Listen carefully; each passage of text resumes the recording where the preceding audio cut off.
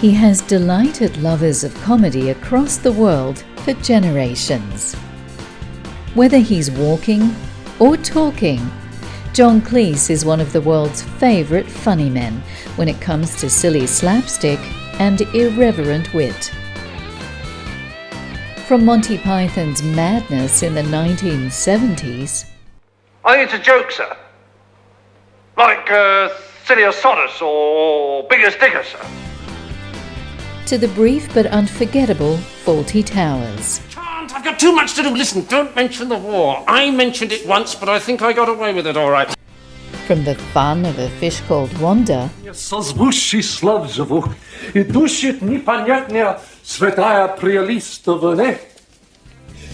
to Q in James Bond, Die Another Day,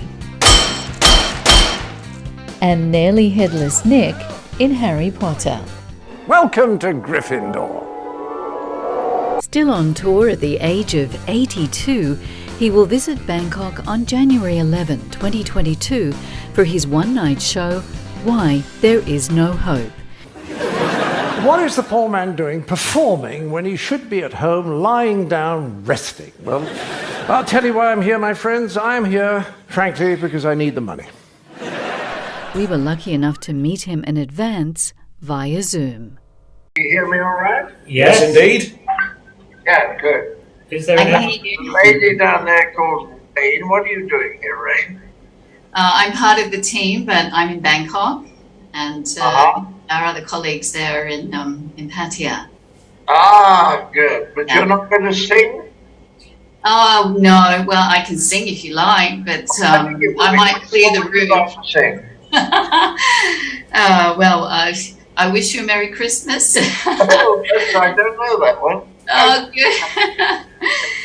I'm so happy that you're coming to Bangkok. I tell you, after 2 years of lockdowns and curfews and no alcohol, we could all do with a good laugh here, that's for sure. I'm looking forward to it because I think you have the best hotels in the world. Yes. I adore Thai food. And my wife used to have a jewellery business, and she used to have all her jewellery made in Thailand. Yeah, it's one of the top places in the world for that. That's coming back, because she used to come here as part of her business. Yeah.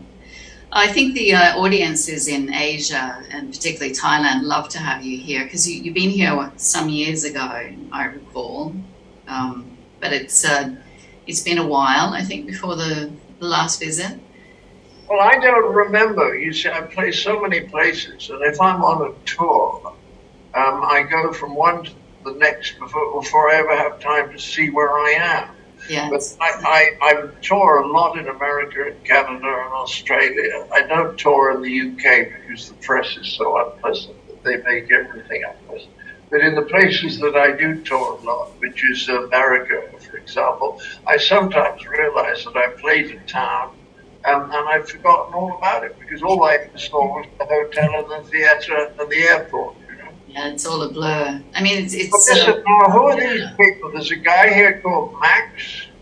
Hi there. Is he the one who looks like Eric Morecambe?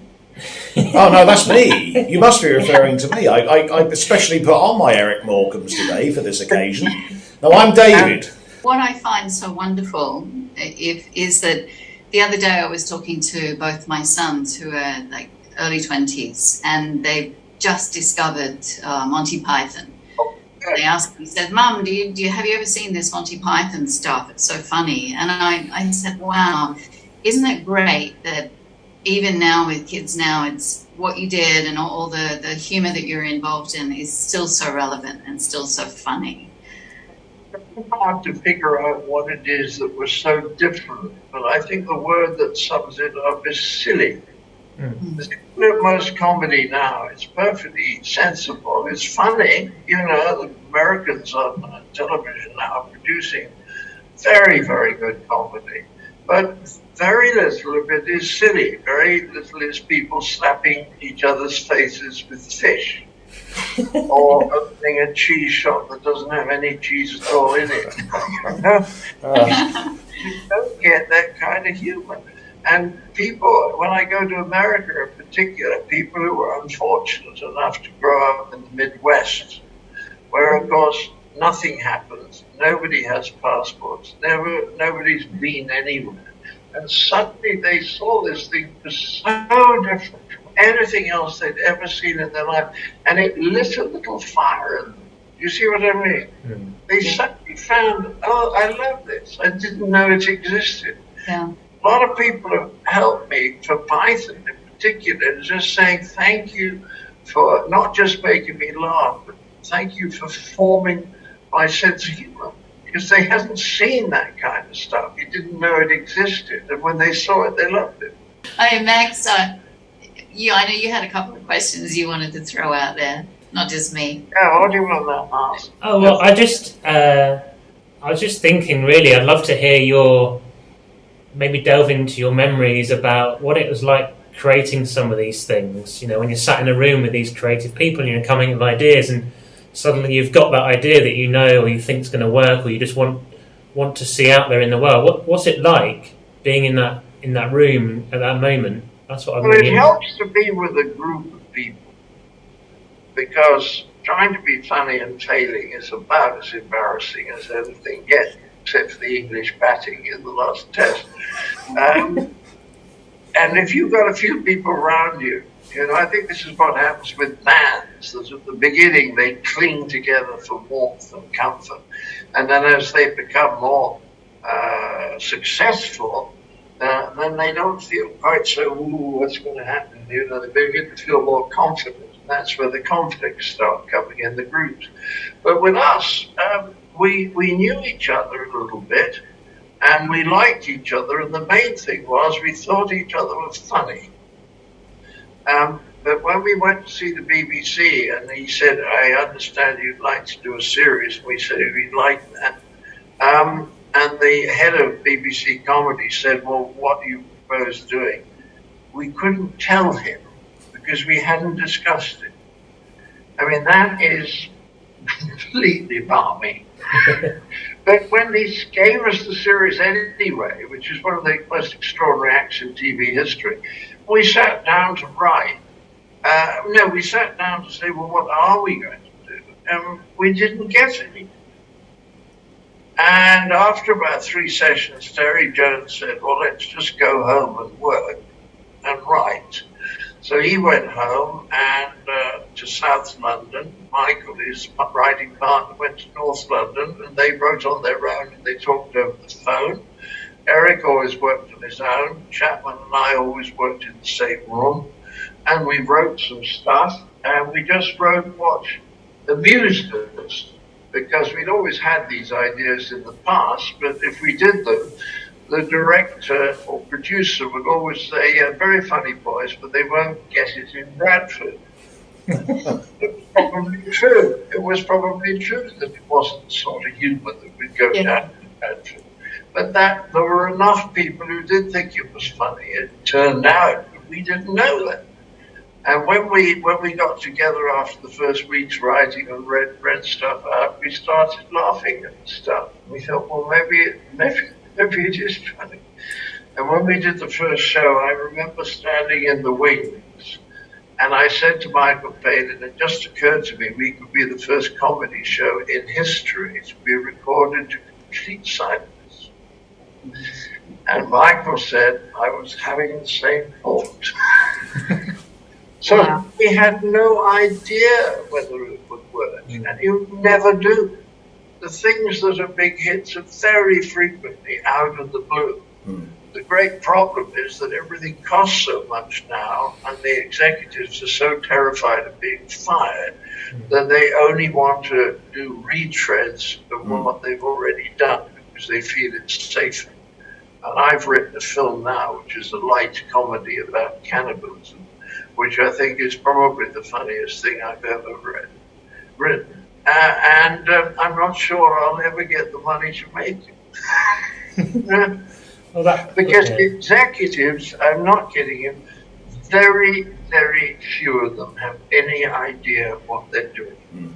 But it's not like tennis. If you're no good at tennis, you get beaten 6-0, 6-0, 6-0. But if you're no good at making decisions about television, you can always talk yourself out of it. Say, well, with those stars, it should have worked, or it was raining a lot that day. You know what I mean? There was no definite way of measuring anything, except, of course, audience figures, which means that you always go down market because there are always more people who are not so complicated. And so you do things like dancing and baking because that appeals to them, rather than doing TV drama this week, which means people have got to listen and figure out plots. Oh God, it's a crazy world. I mean, but despite all that, you still love what you do, don't you? I like making people laugh. Everybody knows that. If you get a laugh, you feel good. The other people feel good. The sense that you're part of a group, there's an acceptance all the way around, not just of the person making the joke, but of all the people laughing with it. It's a lovely, harmonizing experience to laugh with people. And there's also something completely spontaneous about it, because it's hard to fake a laugh. I mean, you can fake a laugh socially, but when you really laugh at something that strikes you as hilarious, and the people around you laugh, there's a tremendous sense of emotional connection with those people. We have a very good playwright called Tom Stoppard, and he said recently the shortest distance between two people is a laugh. I love that. And I love that. Yeah. And laughter is infectious, and I think one of the things because I put up that I was interviewing you today, and someone said it'd be interesting to know, do you think if there was almost like a group therapy you could go to where laughter was the medicine, and you could have arguments and it was fun and it was engaging, and that would help cure some of these negativities, I think, but that laughter being a medicine, yeah, I like that. Exactly. And if you look at it, people think that humour's critical, and that's true. You can't be funny about people who are perfect. You see what I mean? You've got somebody there who's appropriate, kind, generous, intelligent. You can't be funny about them. So it's about foibles. But instead of getting serious about it, say, well, they're a pretty hopeless bunch, human beings. They don't really know what they're doing most of the time, even if they pretend they do. And once you accept that we are a hopeless bunch, there's no harm in pointing out that we're a hopeless bunch, if it is done with affection. Yeah. So there's two types of not sneezing, I wish there were. Two types of teasing. Yes. One is affectionate and one is nasty. And nasty teasing is very nasty, and people shouldn't do it. But affectionate teasing, pulling each other's legs, is sort of making jokes about each other, but with great affection. It's a bonding mechanism. As anyone knows who's been in the sports dressing room, that's what goes on. Sort of just gentle teasing, people trying to score points off each other. Yeah. And if somebody makes a particularly good joke, you know what I mean? Yeah. Like when Warren Shane, who was a bowler, said to a South African, he said he'd never bowled to him before. He said, I've been waiting for 2 years to bowl to you. And the South African batsman said to him, looks as though you spent them eating. Yeah. It would have gone down well with Shane Warne. And everybody laughed, including everybody. Your team. Well, thank you. I've really enjoyed talking to you guys. It's been so wonderful. It's been a lifetime ambition for me, sir, I can assure you. Good. Well, come along on the 11th. I will. We will be there for sure. We'll be there for sure, 100%. And thank you so much. Ask nice, rude questions. I can't stand polite ones because they don't lead anywhere. Ask really nasty questions. Why on earth can't you stay married, you know? I'll prepare then. You're better, yeah. Good one. Oh, looking forward to it. Have a great trip. Good. And even though I couldn't sing for him, John Cleese is definitely still my hero.